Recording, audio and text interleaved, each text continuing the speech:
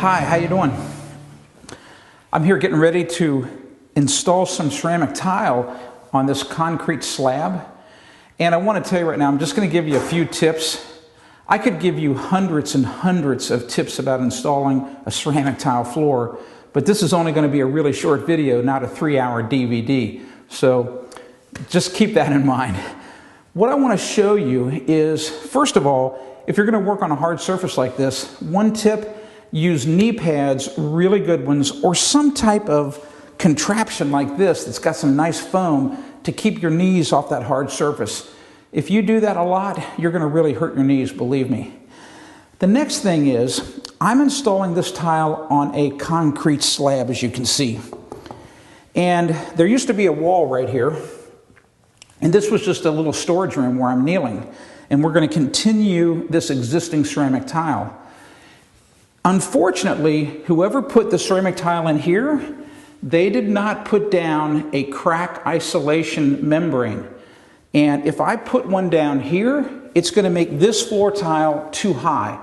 So I have to put the tile directly onto the concrete. I looked at the concrete, it's fiber mesh reinforced. There are no cracks, so we should be okay. But in this case, I have to put it right down to the slab.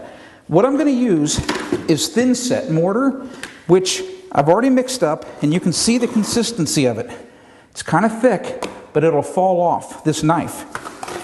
And the reason you want to use the Thinset is because we're putting floor tile down, and that Thinset will get as hard as rock. It's basically cement is what it is, or concrete. And it won't allow the tile to push down and crack under pressure or under tension. But one of the tricks is I've already scraped the floor to make sure that there's nothing on this concrete. But here's a mistake that a lot of tile guys make, is they'll sweep the floor and then they'll put their Thinset down. Well, you know what? The floor could still be dusty. Here's a really great trick. Just take some clean water and a sponge and just lightly clean the concrete like this, right where you're getting ready to put the Thinset down.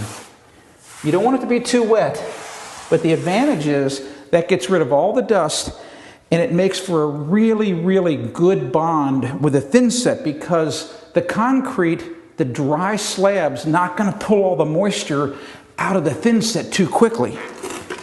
I just then go ahead and put some Thinset on like this.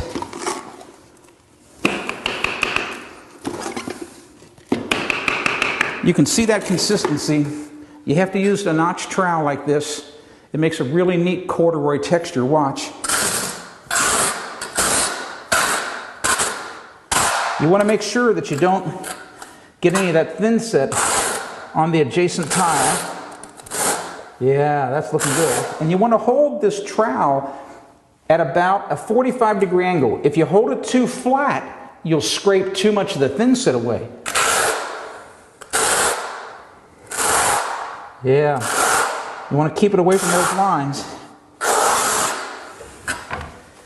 It's really easy to work with, this Thinset. Sorry about all that loud noise.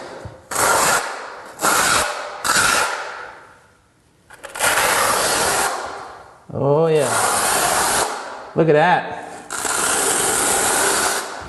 Make sure that Thinset's all the way up to the line.